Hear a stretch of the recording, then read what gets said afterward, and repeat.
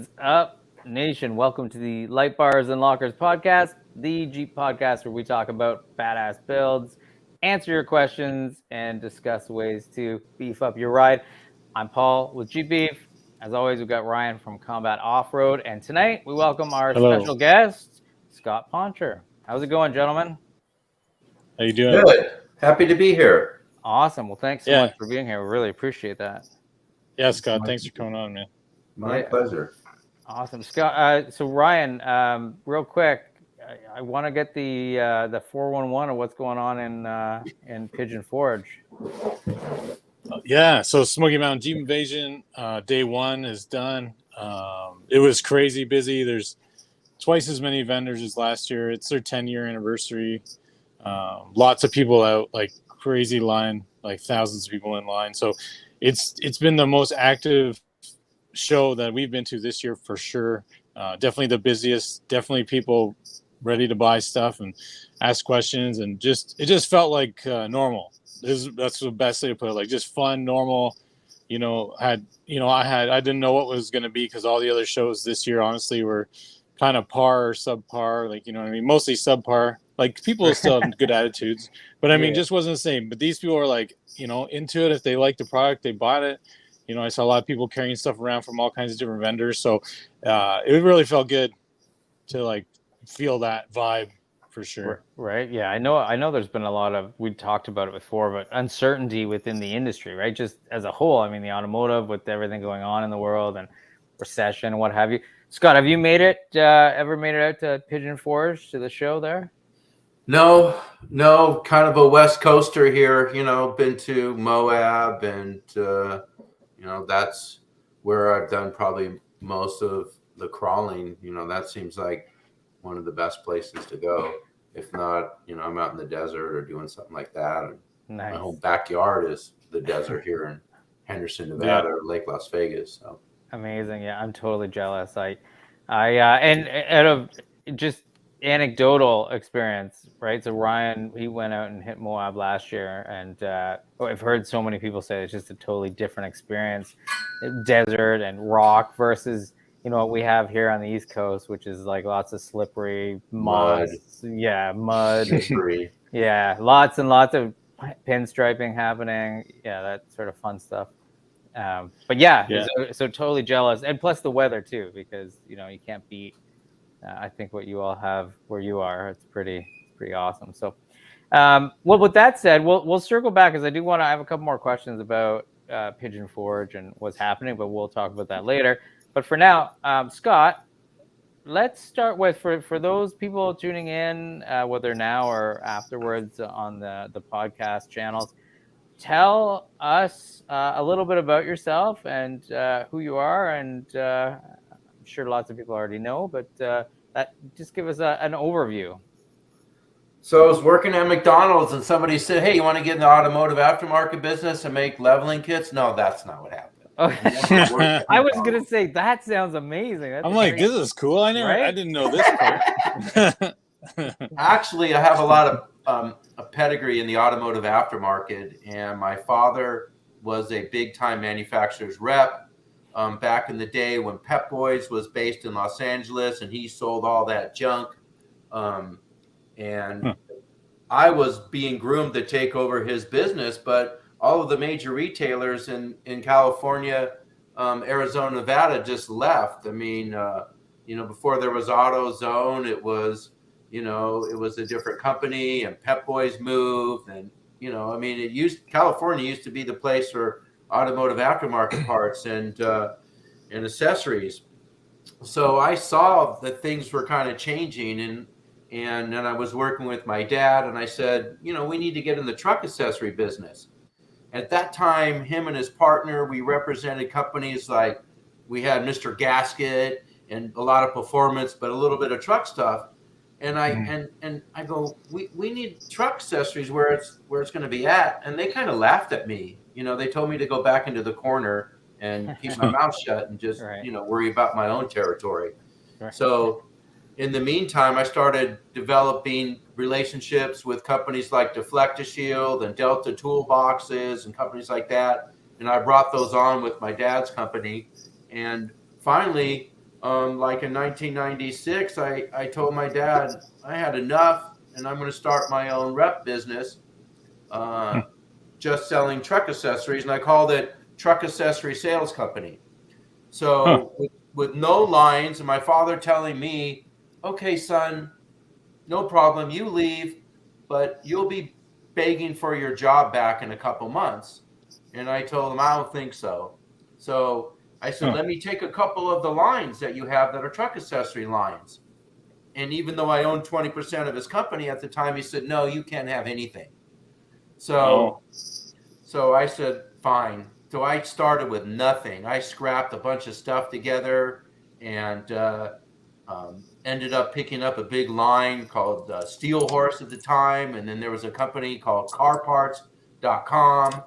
And I sold tons of stuff to them, and I built it up to about $1 million a month. And then I actually took some lines, and I was a rep nationally, just focused on truck accessories. I called companies like Keystone. I knew them. I got them on the phone. I was able to sell them some stuff. And finally, what was happening to me is I would take these small entrepreneur type manufacturing companies, and then I would build in extra commission for me. So one line I was getting 8% commission. And so when I started doing a couple $100,000 a month, the owner was like, you're making more money than me. Right. So I'm like, why am I helping all these companies develop, their products? I need to do this for myself. So I repped a company that made leveling kits, and they fired me after 3 months, told me I did the worst job. I've been fired from many manufacturers before, but never where they sent me like a 2-page letter outlining everything that I told them I was wrong about. Right. So I just let it go. They were out of Tucson. The name of the company was called Trucks, TRUXXX. And I said, hey, you got to take the triple X out of your name, because if you're at work, before mobile phones were, if you tried to search a website with 3 X's in it, what would happen at work? Right, you'd be flagged. Right? Yeah. Anyway, so I got fired. I didn't care about it. But then I had a guy come to me. He was another manufacturer. He made this product called the Ready Ramp. And he basically approached me and said, we can get into business together, and we can make anything that you want. I can make it out of metal, whatever. And I said to the guy, let's make leveling kits. And he says, what's that? Right. And I said, don't worry about it. So I bought all the truck stuff, and we call it R&D, reverse design, reverse engineering. I made it a lot better, but I took what I knew in the industry, and I created a whole line of leveling kits, and I put it in a nice retail package. And I actually started out as the rep for the company. So nobody really knew that I owned it at the time. And then the first year we did $1 million in leveling kits, and I would go around and I would tell people, hey, you need to buy these leveling kits. This is going to be the next big thing. And these were all, Fab Tech dealers and ProComp and Superlift and Skyjacker and Daystar. And they all laughed at me. They told me, Poncher, you're crazy. Nobody's going to buy this shit. And I said, yeah, this is going to be big. And so, after the first year, I bought my partner out because he ended up not really, staying the pace with me. I paid him $1.5 million and bought him out, and then took the company on myself. And then I really went to work. And then the economy took a crash. And that's when you thought that things were just going to go sideways. But actually, it was the best thing that could have happened, because nobody wanted to spend the money on a big lift kits. Right. Sure. Yeah. I mean. Oh, right. So I made ReadyLIFT a real easy company to deal with. All the part numbers were easy. All the descriptions at one price for every leveling kit at the time. And we went through the 2-step distribution or the 3-step distribution process. And I ended up getting almost every major WD within the first couple of years. And before you know it, we were just skyrocketing. Amazing. And well, I have firsthand experience too, right? Because I would sell your products through my retail stores too, and it was always easy to deal with you guys, and everything looked nice for the showroom and easy to install, and there was never any problems. So I really enjoyed the enjoyed the products for sure. And I can actually drive a vehicle and actually tell whether it's performing correctly, and Right. and I would make sure that everything that we did, it drove right. And when we sold these torsion keys, people told me torsion keys don't work. Matter of fact, Schwab Tire told me at the time, they banned me from being a vendor at Schwab Tire because they said that my product didn't work. And I'll never forget that guy that did that to me. He's probably 85 years old, has no idea.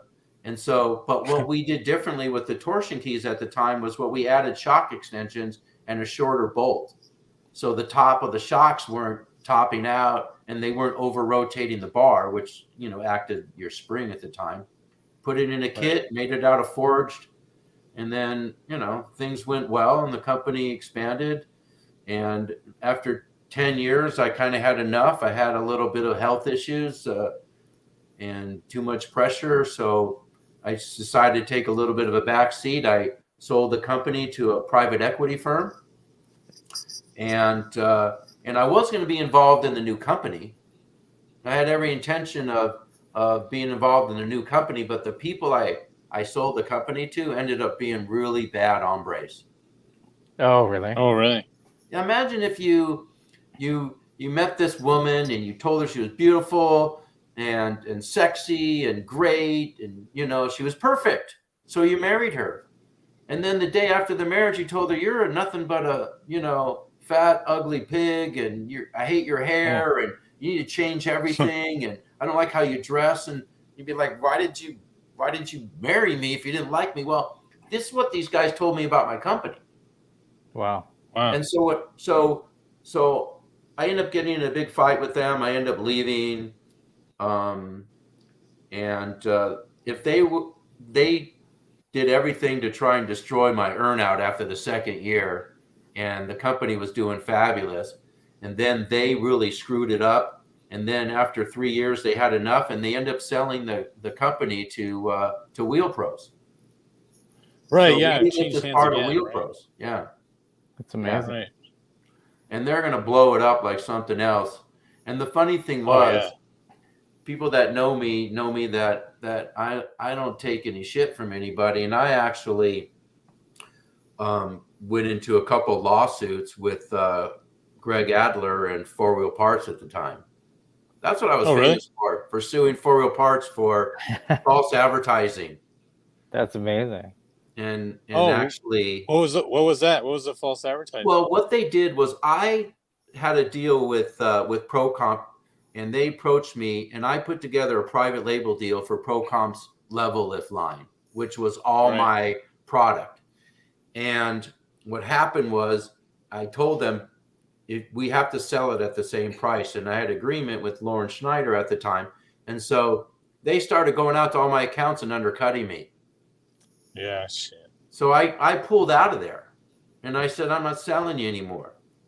And then so I made a deal with Greg. I was supposed to be exclusive, and that didn't happen. And the next thing you know, they came out with their own line, and they put it in the same box where it said it was a forged key, but they made it out of cast.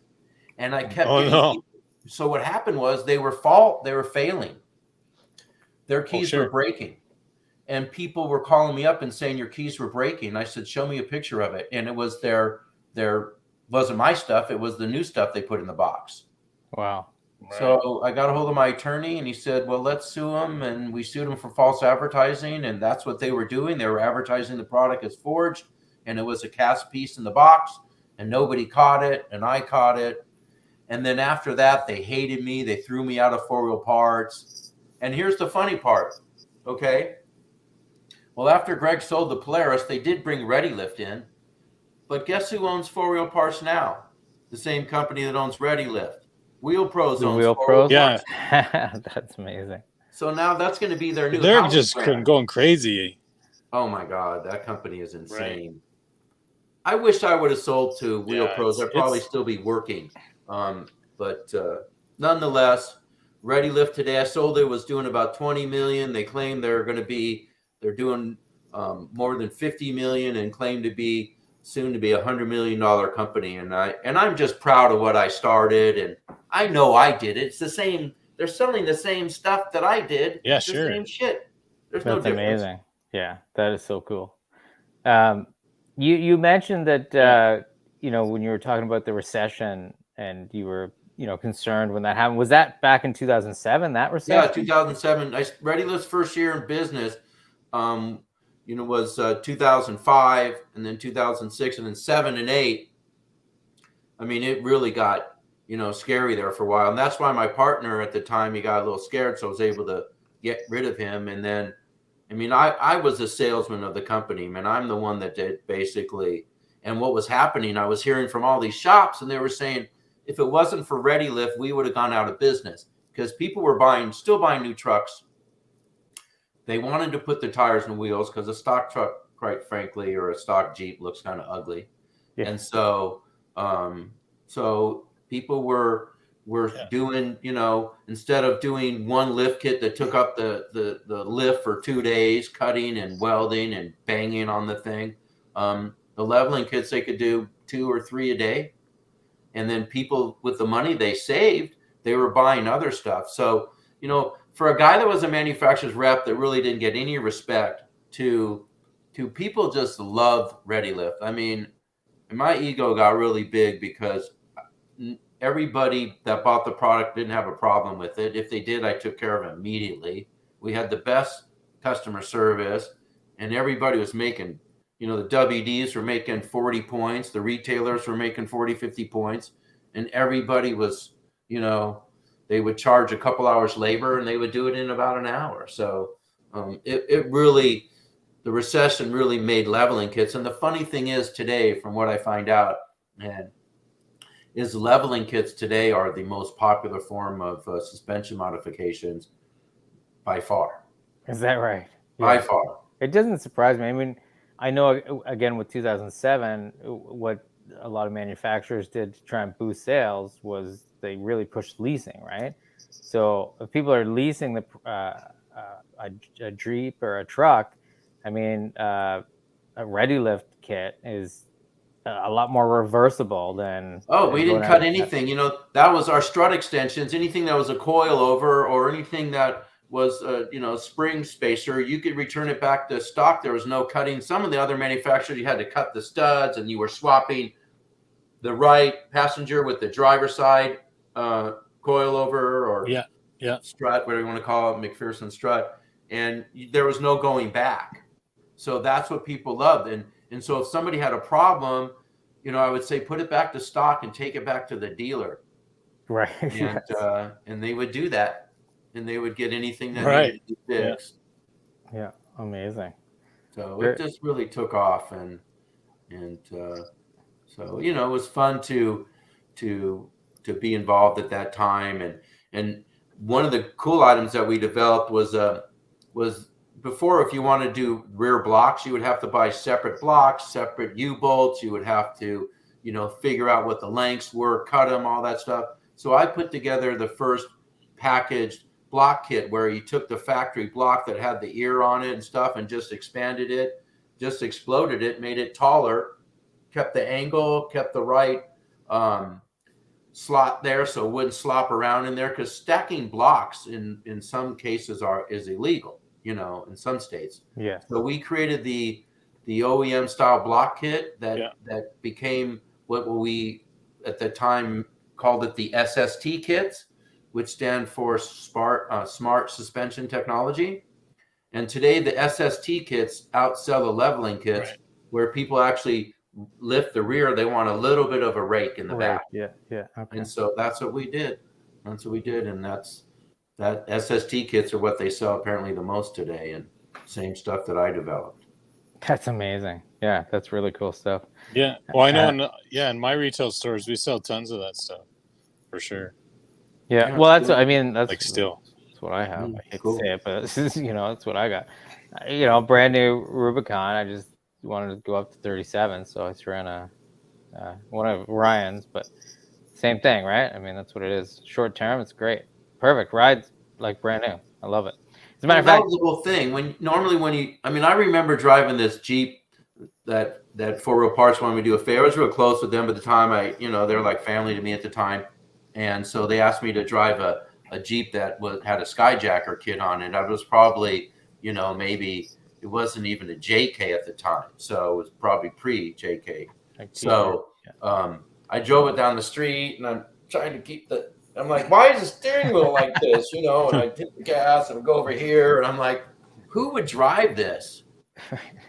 Yeah. And so it's like, when you build something, it's got to drive nice on the street, first.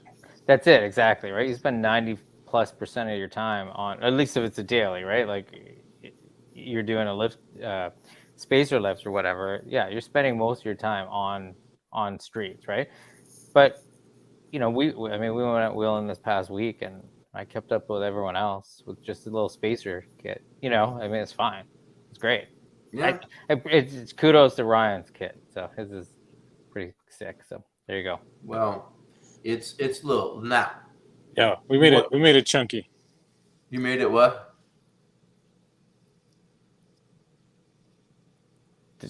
Did you lose? My internet kind of crapped out. Yeah, he made it chunky. He made it chunky, yes. Chunky leveling kit. And now he looks confused, but I think he's just it's a struggle. Yeah. Mine's chunky, yeah. Mine's a little the fat internet kid. or Yeah, but now since I'm not married to the leveling kits, I'm a little more of an extreme consumer today. Yes, I was going to say, let's talk about some of the projects you have going on right now. Yeah, well, some toys. Yeah, let's hear about the toys. I'm a real car guy. I'm not the fake car guy. I'm spending some money. So, my JKU has been at Powerhouse Performance in Simi Valley, and they've had it for about 7 months, and we completely redid the whole interior. It's got a GenRide Elite kit on it. I'm a big GenRide fan. I feel like their stuff, if you can afford it, the GenRide, their Elite kit, yes, with the right setup on there is probably the best. Yeah, agreed. I think I'm a big fan of GenRide as well. All their products are awesome, and their builds that they have. As a matter of fact, I know that they've got a couple at Smoky Mountain. They're hanging out at the Mickey Thompson booth, I think. But yeah, their product, like you say, if you can afford it, you're not gonna go wrong with any of their products. No, it's a complete frame off. You got to pull everything apart. You got to cut the frame and everything. And I went through all these different adaptations, had different shocks on there and stuff, and nothing really worked right. And especially when I drove it on the street, that was the problem. I let my daughter drive my Jeep, and she's like, "Dad, I'm not driving this thing." And I'm like, God, I'm so used to the badness of it. So I took it over to a shop over here in Las Vegas, American Off-Road. My friends over there did the whole GenRide kit. It has a Hemi in there. It's had a Hemi ever since the beginning. Did the Hemi swap when it was brand new. Dan at Burnsville, but it's called something else now. Probably know him. But then I said I need to put the cage in. I need to be safe, because if I'm going to go out and I fall over on it, I've seen what happens to the front windshield. If you land on that, it's not much.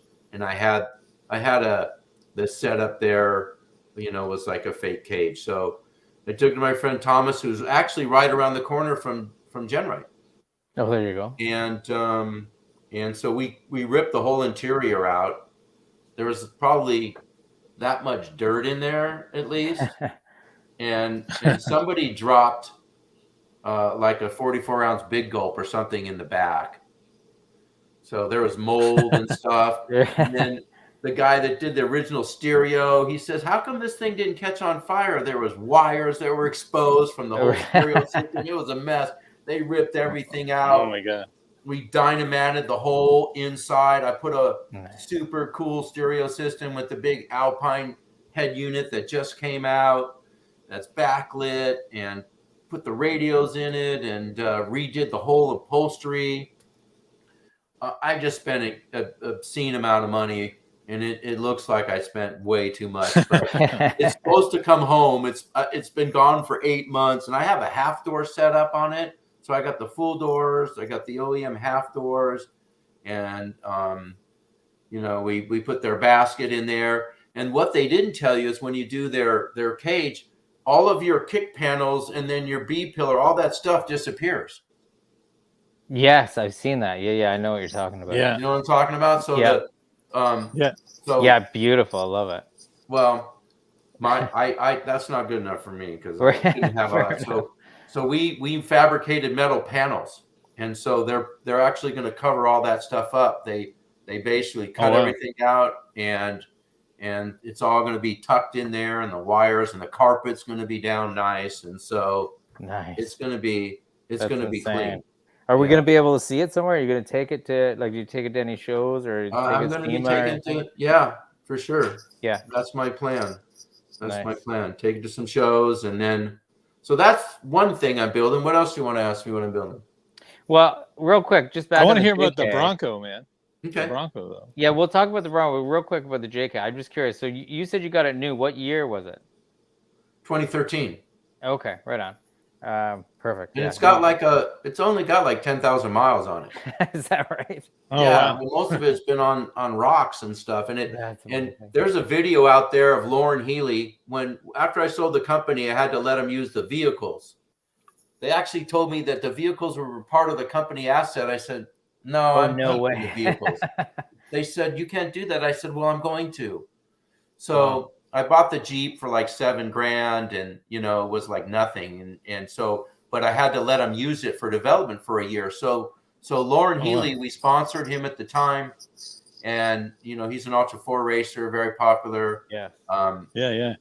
And so they took it out and they were at Moab, and it was like late at night, and they were in the hot tub, and I had old Nitto tires on there, and he flipped it in the hot tub. Oh, really? Yeah. So I'm sitting at home, and I look at my phone, and it's Lauren Healy, and I'm like, why is he calling me? Right. Hi, Lauren. How's it going? Well, not too good.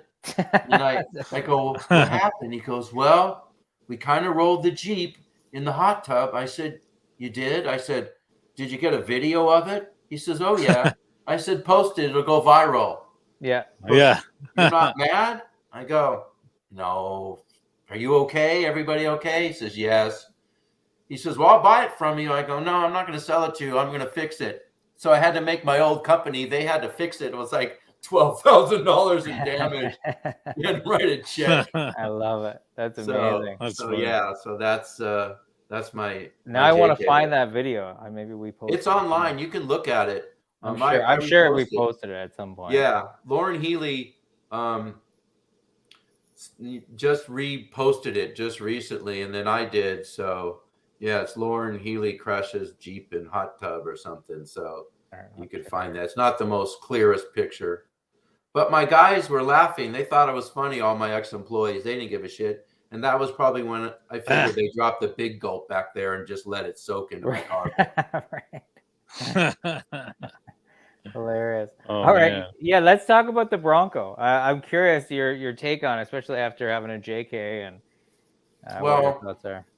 My first job out of high school was working for Pep Boys in Hollywood, California, and my car broke. And the guy there, he was an Armenian guy. His name was Rafi, and he let me borrow his Bronco. It had a 302 in it with the top down and everything. I said, "You're gonna let me drive that?" He said, "Yeah." And it was like the coolest time of my life, because growing up, even though my father was very wealthy at the time, he had a car phone before anybody, and he was a big shot. Lived next door to Pat Riley from the Lakers, and and he never let me touch anything.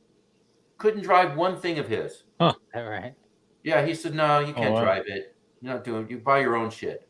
Which he was hard on me and kind of helped. So I drove this guy's Bronco. I fell in love with it, and I bought from my friend Jeff Buck, who owns Buck's 4x4. I bought his Bronco.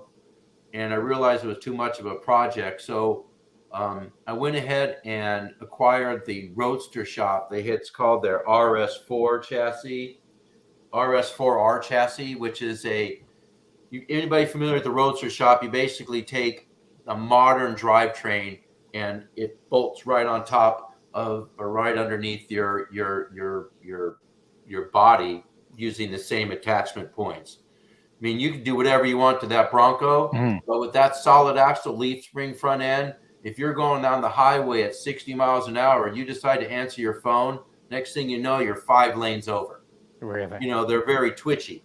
You know, short wheelbase, solid axle, leaf spring front end. I don't care what you do, it's not going to really drive safely. So when the Roadster shop came out with this new chassis that had a complete IFS front end and rear trailing arms, I mean, the thing is just amazing.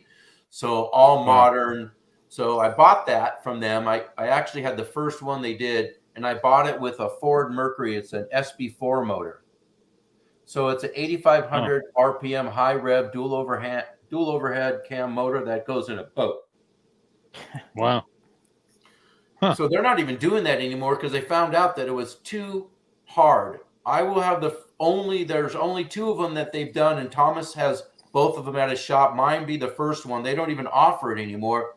It's if you go on my Instagram page, Scott_Poncher, you can see the builds or go look at that, posting some stuff. But that thing is going to be sick. And then we decided to buy all new metal. So instead of taking something that's rust, so I bought a VIN tag from a guy so it's basically going to be a 73 VIN. That's what it is. So it'll be a real Bronco. But the only thing old is the actual VIN tag. So all new metal. We had to cut the floor because the shock towers in the rear have to extend. And anyway, this thing is fully caged right down to the frame. I mean, the cage is bolted right on the frame, comes up right through the body. It's just going to be amazing, the kind of work that they had to do just on the body to get it straight, to make sure it can handle all that horsepower, because it would just start flexing and things would start going. So, I mean, this thing is done unbelievable. The guy that's working on it, his name is Nick. He's actually a Riddler Award recipient. For, car builders to get a Riddler Award, you really got to be a master fabricator. And so I saw the engine bay. It looks pretty cool. Oh, just that alone took almost like a year just to do the whole engine compartment. Wow. Run all the it's crazy impressive though. You're not going to see anything. You're not going to see any wires. You're not going to see the master cylinder, the callip. You're not going to see the reservoir. And just when everybody sees how we had to do the steering wheel, we had to use I forgot the set of it. It's like 2 stages. It comes through here, then it goes down to here, and then it goes in. I forgot what that's called. Oh, like setting up like a pillow block? Yeah. Yeah. So it's like a gear. What color are you gonna paint it? I think we're gonna paint it. We were gonna paint it a Ford color, and we're looking at probably a Ford blue. Okay. With black interior, with gray and black and blue, kind of like what we're doing. It was a blue Bronco that I drove when I was 18 years old out of high school at that Pep Boy store. I figured I needed a blue, Yeah. So it's going to be like that bright Ford blue that you see like on the Ford Super Duty on the trimmer. Yeah. Nice. Okay. Yeah. You like that color? It's cool. Yeah. What about remember like had a blue like 70 Mach 1, that color? That's what I was thinking too, like that. Yeah. Like that. Yeah, well, it's kind of close to that, but it's more of a lighter blue. Okay. Yeah. Yeah, not a darker one. Right. So. Yeah, it'll be awesome, man. I can't wait to see that thing finished. Kyle says old blue. Hey, Kyle, what's up, buddy? Kyle's a pretty cool business. He makes custom handles for Jeeps. Oh, Kyle, handle manners. Yeah, handle manners. That's it. Yeah. So Kyle says old blue. There you go. OG blue. So the Bronco shoot was going to be done by the SEMA show, but it doesn't look like it is because we're going to wait for this painter, and the Roadster shop isn't even going. A lot of the OEM manufacturers have basically pulled out of the SEMA show. I don't know if you guys even heard about that, but it's going to be a much more smaller show this year, and not one OEM manufacturer is going to be there. Oh wow, right? I didn't know that at all. Yeah, we had someone on the show from SEMA, but it was Tom G. Thank you, Tom G. Yeah, a number of months ago. But wow, did not know that. That's crazy. So a lot of companies pulled out. Wow, that's gonna be a big hole. The Ford booth is always monstrous. Right, it's humongous. Well, I'm sure they'll sell it to somebody else. I mean, when you think about SEMA, I mean, I've been going to these shows ever since I was 18 years old. My dad went to the first SEMA show was at the Dodger Stadium, I think. Oh really? Yeah, wow. That's right. Remember, he said that's right. The history of it. It's been in Vegas forever, but it started out on the East Coast, right? I think. West Coast. No. Well, no, LA Dodgers. Yeah. Oh yeah. Sorry, my bad. But yeah, I remember him saying that it started somewhere else. It's been in Vegas forever. Anyway, it doesn't matter. But with you in Vegas, I mean, or close to you're down the street. Like that's pretty convenient. Yeah, it's pretty awesome. Yeah, amazing. So you have the Bronco and you have the JK. What about the top secret, the newest edition? Well, I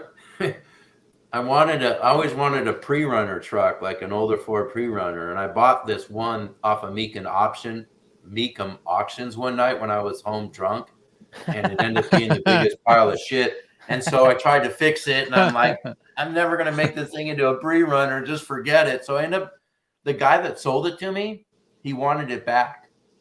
I said, "Oh really? no, I'll think about it." Oh, okay. Yeah, right. And it caught on fire the first day I drove it home because the wires were touching the exhaust manifolds at the time. It was the worst thing I've ever seen. Oh man. And I couldn't sell it, and I kept lowering the price, and finally the original guy said, "I want it back." And I'm like, "Oh my God, a gift from heaven." Right.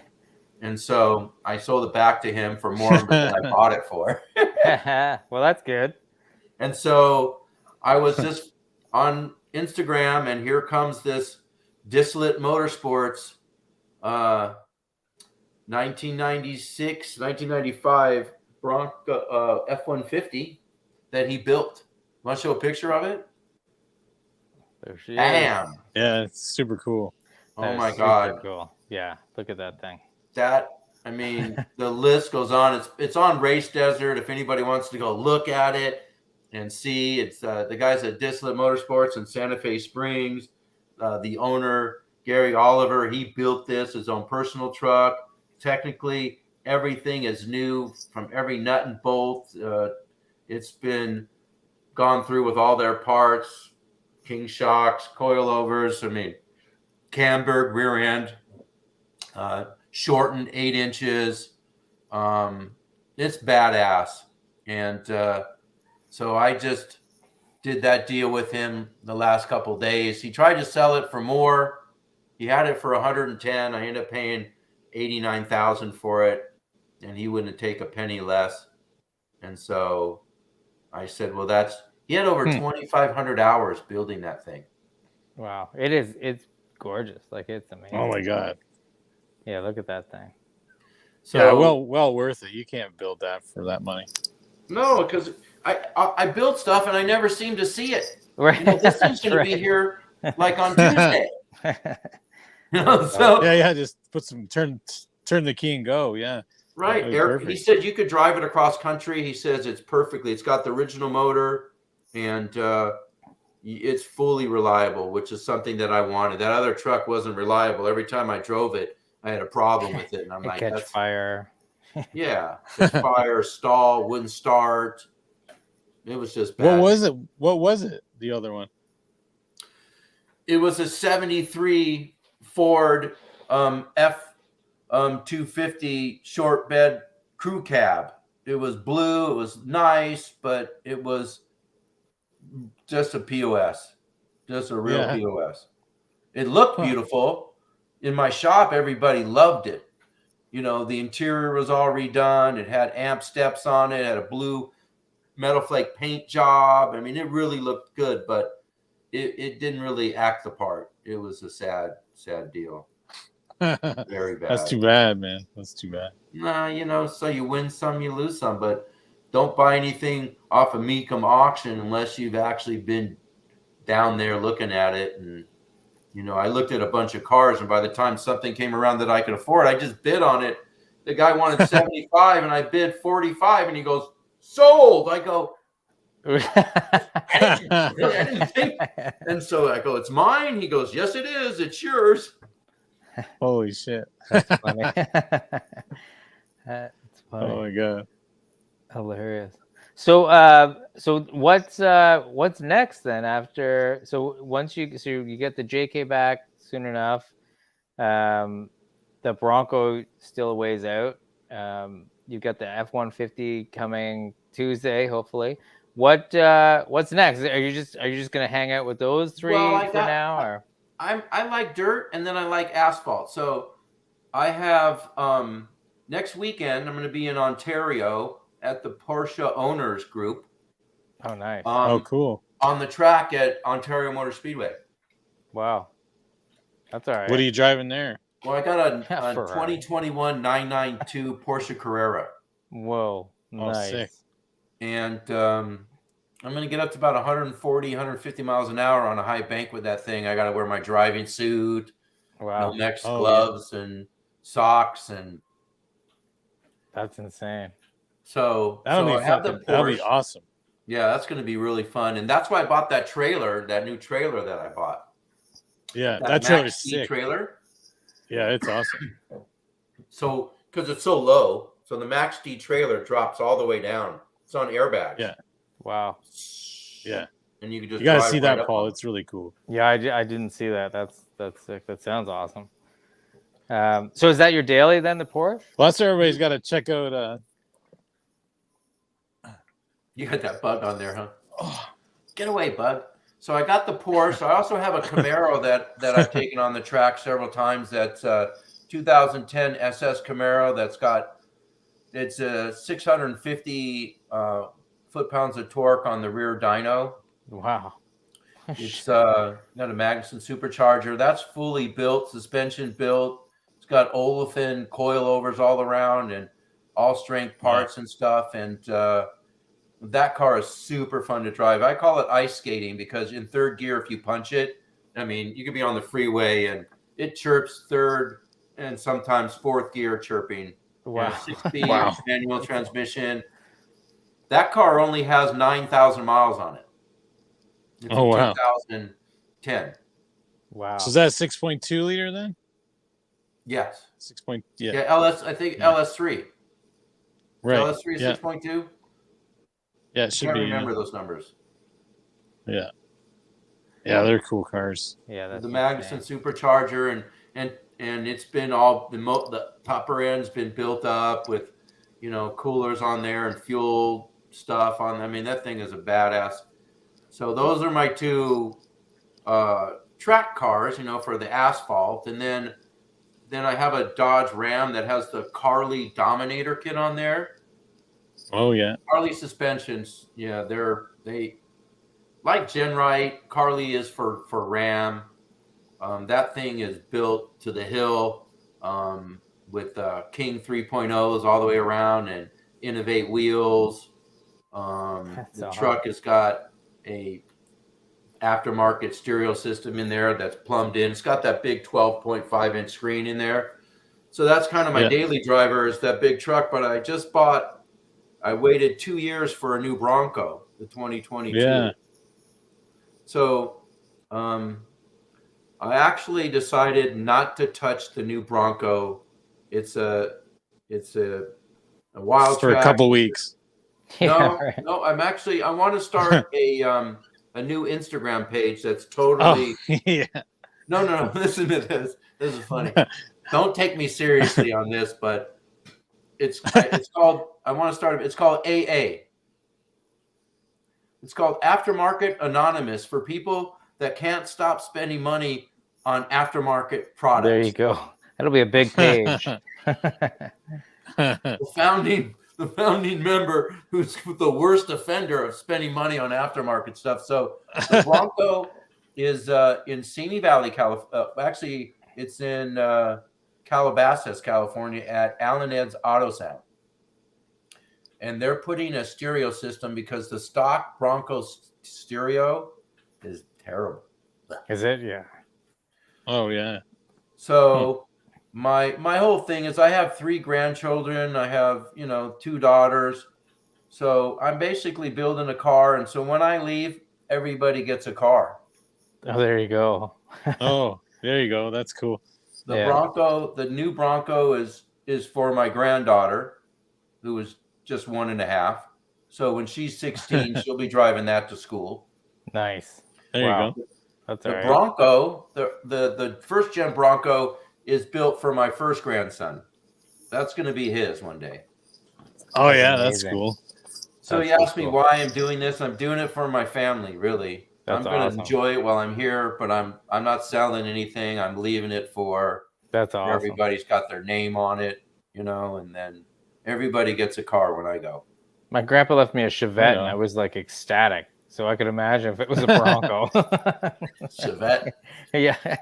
Old brown 86 Chevette or 84 Chevette. It was amazing. Oh, you're probably happy. Amazing. Oh my God, I loved it. Are you kidding me? Adam says, "What's up? What's up, Adam?" Adam has shown up to the party. Yeah, no, are you kidding me? I loved it. It was awesome. So he passed away when I was 14, I want to say, but left the car, and so it was parked in the driveway. And like late at night, I would like roll it down the driveway and then down the street, and then start it and take off. And you're cruising around, 14 years old. It's amazing. It was the best thing ever. Right? It was awesome. That's so cool. And nobody cared back then. Like I remember my buddy and I got pulled over, and the cop just threatened us with like telling our parents and then let us go. Like that was it. Like that's as far as we got. That's funny, man. I used to go to the drive-in. When I was 10. To take the family crappy station wagon and go to the drive-in. It was pick amazing. up some ladies. You're like 10-year-old. Like, I miss the drive-in theaters, man. We need to bring those back. We have them. Oh, they're so cool. Yeah. I take my kids all the time. I as a matter of fact, I took a picture not too long ago from one, because what we do is we back in, and then we've got Ryan's the combat tailgate table on the back. We just open it up, table down. We got drinks. We got some popcorn. It's amazing. It's such a good experience because, like you, it just hopefully creates great memories from when my kids are older. But that's what I'm doing. Just that's building amazing. memories for everybody. That's so, it, Scott, right? you gonna stay retired, or you think you're gonna dabble in other stuff or little bits of industry? I just deal. I invest in real estate. I have a bunch of different commercial real estate. I own a couple of Dollar General stores. I redeployed a lot of my assets into revenue producing. But I don't. My best thing is like I could consult for companies, but and I didn't really want to put myself out there. And most people don't want to hear the truth about what they're doing wrong. Right. They, most people can't handle the truth. So I started something after ReadyLIFT. It didn't turn out too good. Cost me a few bucks. But I think I'm just going to stay, I'm just like an automotive aftermarket junkie. I'm just like a groupie. Yeah, right. Just go to shows, go to events, just be nice to people and just spread the love. That's really what I don't want to get back into doing something. I mean, I guess if somebody offered me a lot of money, I'm too honest. I'm not a, a corporate guy. I say what's on my mind, whether you like it or not. And some people are offended by that. And I never understood that when people they don't want to hear the truth, right? Like, I mean, especially when it comes to business, like it's not a personal thing. It's like, hey, you're doing this wrong, and if you do it better, then your business will do better, right? Like, it just doesn't make any sense to me when, besides, I mean, clearly my wife likes to tell me what I'm doing wrong all the time, and I'm sticking around there. So There you go. Yeah. Right. You like that I punishment. like the punishment. So And you're not getting out of that one, are you? No, it's not happening. No. No And way. that's the thing. I'm single now. Before, when I have to ask my wife to go buy $80,000, she'd be like, no. And now I don't even have to ask anybody. I just do it. Right. Man, that sounds all right to me. And I have a nice shop that I keep everything. I have the man cave, which is a 5,000 square foot building that I have all the signs and my lift. And that's where I keep my RV, and I keep most of all the toys. So I have a place where we can go to.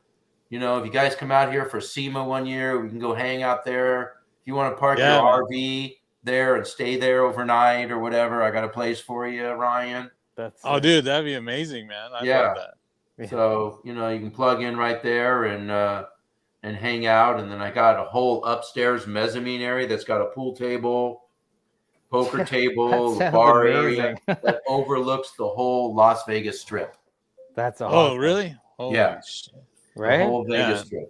Man, being single sounds like a good sounds awesome. You take me up on that for sure. Hey, that's what you do. You know, you get all that money. I sold ReadyLIFT for a lot of money, and I can't take it with me, and I'm invested enough for my kids to enjoy themselves. And so whatever I get in every month, I think that's like my spending money, you know. What am I saving it for? Yeah, that's awesome. Yeah, man, have fun, man. It's amazing. Well, you've accomplished so many things. I was going to say, you deserve it, right? You certainly earned, worked for it, right? So, a question for you: from when you started ReadyLIFT to today, how has the industry changed? Like, is it fundamentally different, especially the off-road side of things, right, compared to then, or still similar? Or I think it's changed from the perspective that a lot of manufacturers are going direct to the jobbers, you know, or the shops.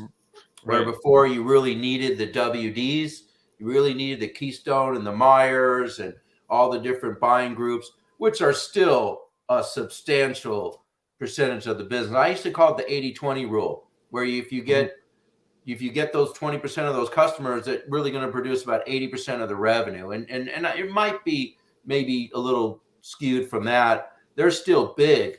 But, you know, the business is different, especially now since COVID, you know, the supply chain interruption and getting parts and the expensive and how long it takes and that nobody wants to work. And I just, you know, I wish some of my former employees would come on here, because I used to treat people. So my employees, I bought everybody a Rolex at my company.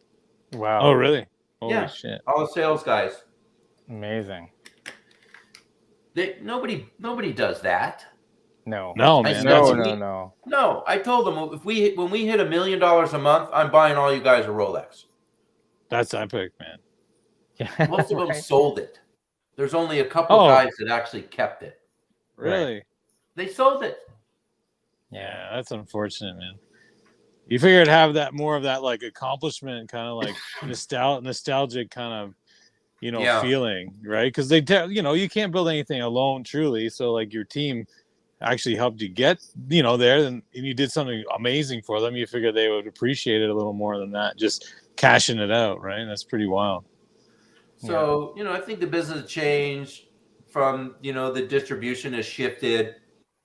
But really, you know, it's the same people. They want cheap stuff. They want to know how they can get it cheaper. Yeah. Well, that was my question, or my question was going to be, was just in terms of like, would you still approach it the same way that you did back then by, going the wholesale road, or would you go more direct? I would fail probably. Amazon was just starting. I mean, in the beginning, I sold Amazon. I didn't want to sell Amazon, but then I'm like, oh shoot, I got to sell Amazon. You know, as long as they agree to sell it, because I was one of the first companies that actually had a business to consumer website, and I remember the guy from Daystar, Mark Turner. Hi, Mark, if you're out there, you just to slam everybody, you know, tell everybody how awful I was selling direct to the consumer, because that was really taboo at the time. But if you look at WeatherTech, everybody's heard of WeatherTech, right? Course. David McNeil. I remember leaving a show in Ontario, California, a 4 Apart show, when he was just starting, and I drove him to the airport to fly home because he was a pilot. Well, today he's a billionaire, and the reason why he's so successful is because he advertised direct to the consumer. Mm-hmm. And that just basically elevated his whole game and forced people to go into the stores to buy his product, even though he was selling direct. So he kind of was a pioneer and paved the way for the automotive aftermarket to sell direct to the consumer, because it was only me and about 2 other guys that actually did that at the time. And I did $1 million on my website after a couple of years. And imagine a $30 leveling kit I was selling for $230. I was making $200 off of every one. It's wild, man. Well, and to have that kind of made $700,000 in profit. That's insane, especially back then, because I mean, it's only really been since COVID that the percentage of people that do online sales has skyrocketed, and even now I think we're talking at like 28 to 32% of people buy online. The remainder go in store. So I mean, it's still a very small amount. Back then, it would have been like 4 to 5%. So that's an insane number. Oh, for sure. And then like, I mean, a lot of people are like, "What's the internet and what's people that sell stuff on the website? Just leave that." I mean, no, it was Auto Anything, CarParts.com, Summit Racing. I mean, they all just hit it really big, and they were considered, a retailer at the time, and they wanted to buy it at WD distributor levels and stuff. So, but I think today, if you have to go to market, you got to start out. You got to go through social media, because that's where all the kids are. And you got to sell direct to each shop, and you have to basically start selling directly to the consumer, which is basically what I did, because I didn't have any customers, so I wanted retail customers at first. Yeah. So that's really probably what the game changer is. What people do, they don't need a WD. They got the consumer would rather buy direct from the manufacturer on their website, and get shit handled if there's a problem. Yep. Exactly. And then it's also, depending on it, but I mean, you're typically going to get, or could potentially get a slightly smaller discount, right? Like your price point's better is what I'm trying to say, right? Because I mean, that happened to me today, right? Quadratech, I need to get some rock rails after last week. So I was like looking at LODs, and I'm like, I'm just going to go directly to the LOD website, which at the end of the day is going to cost me the exact same amount of money, but I'd rather buy it directly from the manufacturer as opposed to going through to someone like Quadratech, where if I have an issue, I can go directly to them, right? And they don't really know what to do. They don't take the time. Nobody takes the time to know every little, and if they get a return and they ship it to you, it's missing a part, they got to call them anyway. They don't have it there. Right. Exactly. So right. I think that's the big shift. Ryan, you have a retail store. You're a manufacturer, right? Yeah. So where do most of your sales come from? For the manufacturer side, right now is some smaller shops and retail right off the website, for sure. Yeah. And I know the push, right? You want to, that's the push, right? Like push through and the shows, retail. right? Like sell on site at the shows. Like we had a really good day today. Then you get to interact directly with the customer, for sure, right? And so that's kind of the way we've been going. Just trying to build those relationships and build up, store by store as a client. Yeah. Yeah. In fact, there's a Chinese website. Forgive me, it may not be Chinese, but I'm pretty sure it's a Chinese website trying to make its way into the U.S. And what they do is they specialize in B2C through third party, like directly through like vendors, right? So basically, it's kind of like an Amazon, but it's like an Amazon / Shopify sort of put together. So it's like an online mall where you can go, but you're buying directly from the manufacturers. They're just facilitating the interaction between their customers and the manufacturers. And it's an interesting idea. And apparently in India and in China, in both places, it's killing everything else. It's just Alibaba.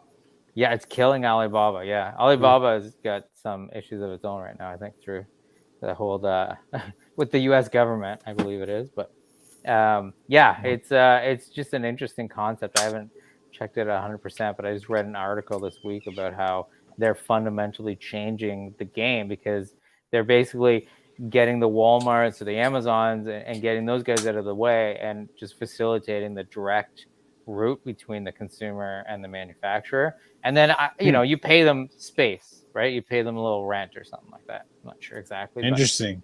Yeah, it's interesting. That's the way I see it moving. It's just everyone who really relied on distributor relationships, I see them pushing a lot more to go directly to the consumer, where they have the control, right? Because you can build up your own customer base. You're not reliant on somebody else and their sales.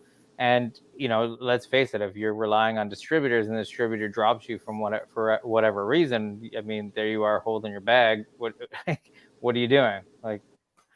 So because you got to go do these sales meetings. So you sell WD, right? That's not your sale. Then you got to go work with their salespeople. So I would have a lot of fun. So with ReadyLIFT, we had our part numbers. We had the 66 series, which was all the front end kits, and 1 was for Dodge, 2 was for Ford. So it was really easy. And then I came out with the block kits. So when we combined them together, I said, now we're covering the front and the rear. So let's call them the 69 kits. And so I go to meetings, I go, that's hey, awesome. You got to sell our 69 kits because they cover the front and the rear. And people would laugh and they would get it. And it was something that they would remember, Yeah, right. Yeah. So next time you buy one of those 69 kits. Now we know. That's right. Now you know what we'll just I laugh. was thinking That's right. with the sex connotation on it. That's hilarious. That's good, man. Right? I'm glad you shared that. That's amazing. I know. Every time I see it from now, I just give it a little chuckle. Oh, those are those 69 kits. Got to get one of those. That's funny. But it would make people laugh, and it was just something that they would remember. So So you gotta sell the WD. Then you gotta sell their salesmen. Then their salesmen, if they don't like you, they're not pushing your product. And then you go to account and you say, hey, did the Keystone rep or the Myers rep or the blah blah rep show you the new product? They go, no, he was just here, because they have 500 lines. So you got to sell it yourself. So that's why a lot of people are going direct. But you still need those WDs, man. They're still the most important part of our business because of 8 million part numbers that we have, and they deliver great. And they're basically a logistics company. When you need the part and you need it tomorrow, you got to get it from a WD if you don't stock it direct. There's no other way to do it. You can't survive without it. Yeah. Keystone next day, right? For the retail shops. Be there. Yeah. And I love those guys. But you see now they own Warren, they own FabTech, they own Factory 55, and Fab Force. So, Scott, what do you think, Scott, about like outside representation, like individual like sales representation, like outside sales guys on your behalf hunting down WDs? Just it's more of a personal question for me. Manufacturers rep. So I was a manufacturer's rep. So you're talking about independent manufacturers reps. Yeah, like they're not tied to me as a manufacturer. They're they're a contractor, but then they go on your behalf looking at trying to get, big WD accounts. They're great, especially if you're a small manufacturer. Right. They're phenomenal. But only the good ones are phenomenal. The bad ones suck. If they deliver. Right. And so again, you go to this, you pick up this new manufacturer's rep, Joe Blow Sales Company, and he has 48 lines, and you're number 49 line now. So now you're doing the same thing where you're competing with the WD to get their time. Now you're competing with their sales reps to go out and sell your new product. Right. So you really got to work with them. You just can't mail them the catalog, send them the contract, pay them 5 or 4 or 3% commission, and expect them to do everything. You got to manage them. Right. Good point. You got to really stay on top of them. People used to say, why don't you use reps as ReadyLIFT? I said, well, I am a rep. Just tell me, I was you before I was this. So what are you going to do differently? And I tried a few of them, and they just didn't move to the pace that I wanted it. I want now, Right. So you get a smaller type guy that's really going to pound the payment, that really is excited about your line. It's a good way to get to market. And then after they build it up, you just get rid of them and go direct sales. That's what used to happen to me all the time. Yeah. Well, it's quite sort of expected, right? I mean, well, yes. I kind of, but I had the thoughts. I know we're on podcast publicly, but I had the thoughts of they're going to take the 5 points, right? But I'll have the line in the sand for my costs based on my volume now, but then I'm going to decrease my costs once I volume up, and then I'll just keep all the same like tier lines of price. So eventually, in a very short time, the 5% will almost be free, but I am actually giving up 5%, but I'm going to come back on the manufacturing side when I increase my volume. So I don't know. That was my thought as to maybe keeping them longer term, because it would cost me almost nothing. Well, I said that. I don't know what your thoughts on that. No, but I mean, if you like them and they're doing a good job, and right, that's what I mean. Just you could potentially keep them. Right. Yeah. I mean, look, they're solid people out there. I know a lot of them, and there's for sure good guys. You just got to find the good guys that don't have a conflict, and that's the problem, Right. No conflict. Cool. They got to have no other line like yours. Right. Yeah, that's a good point, actually. And that's hard when they're going into the same kind of lane, right? Yeah, that's tough. Oh, that's cool. Amazing. Well, listen, Scott, I think both of us want to say, very much really appreciate being here. Oh yeah, man. Thanks so much. Yeah, I think we'd love to have you on again. Certainly learned a lot. Get some updates on the builds later. Yeah. Absolutely. Yeah. And it's super interesting hearing all about, ReadyLIFT and, the backstory and we had some great stories. Right. Yeah, man. I was kind of a rebel, I wasn't corporate, and sometimes I would yell at my why'd you yell at me? Well, sorry, but maybe you deserved it. I never get mad at anybody that doesn't deserve it. And I looked at one of my employees. I said, have I ever yelled at you? And he goes, never. I go, you want to know why?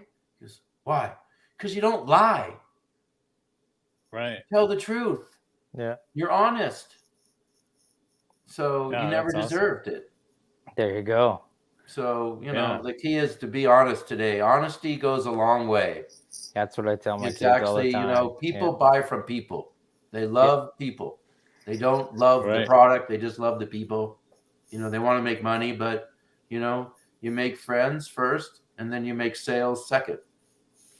That's good philosophy right there, for sure. Yeah. So I felt I was really quiet on tonight, but I was just taking it all in. So sorry if I was really too quiet, but I was just enjoying I was just enjoying the stories. That was what I was really doing. But it was great. Yeah. So where can everyone find you if they want to find you on the social web? Well, it's my name, Scott Poncher on Facebook and Scott Poncher on Instagram. That's the only two things. I don't do Twitter. I really don't. We need to go there, but those are the two things that I post all my stuff, and so I'm public on Instagram now, so anybody can join and follow me. And I'm here. I feel like I'm the old guy now in the automotive business, and anybody needs help with anything, I'm there to help and give advice, and I don't want anything in return, and Ryan's picking up the phone right now. No, I'm just kidding. Yeah, no, I got lots of questions. I didn't want to make them. I didn't want to do them. I didn't want to waste time. I didn't want to. You call me later. Tell me what you're doing, and I'll be happy to coach you on anything that you want. That'd be awesome, man. I wanted to get the taillights done, like fly out and give them to you and kind of hang out for a couple of days, or based on your time availability, or at least get a dinner in or something. You know what I mean? Well, a couple more months, it'll be SEMA. You'll just come there, and I'll let you install them when you get here. There you go. That'd be perfect. I'll put them in. Yeah, no worries. Amazing. That'd be awesome. Perfect. All right. Well, again, Scott, thank you so much for being here. I know we all had a good time on this side. I'm sure everyone else and everyone else that tuned in and watched and made it to the end. Really appreciate you. Was there more than 5 people on listening? I mean, are we just talking about was it just the 3 of us here? No, we we'll know more afterwards, but yeah, people jump in and jump out. And then Yeah. we're But going we to be record it posting all. this- It gets yeah. it'll get up on all the podcast Cool. channels and stuff. Yeah, So it'll be so- fun. Paul will send you a link later, like so you can use it and share it and stuff. Absolutely. Yeah. So as to that point, if you're listening on Apple Podcasts or Google Podcasts, Stitcher, SoundCloud, any of those things, make sure to subscribe and leave a comment. If you have any questions, any show ideas, you can get us at podcast@jeepbeef.com. And yeah, that's it. Until next time, again, thank you all for being here. Thank you all for listening. Thank you, Scott, for coming. Yeah, thanks, Scott. Thanks for having We'll get me. you I again. appreciate it. You guys are awesome and love what you're doing. And I appreciate you even bringing me on. Hopefully I kept things exciting and entertaining and wasn't too boring. Like I said, we had a good time. That's all. Yeah, I was like half speechless. I was just like really into listening to everything. It's amazing. It was great. Yeah, for sure. Yeah, So and then everyone else, we're going live again next Thursday at 8:30 p.m. Eastern time.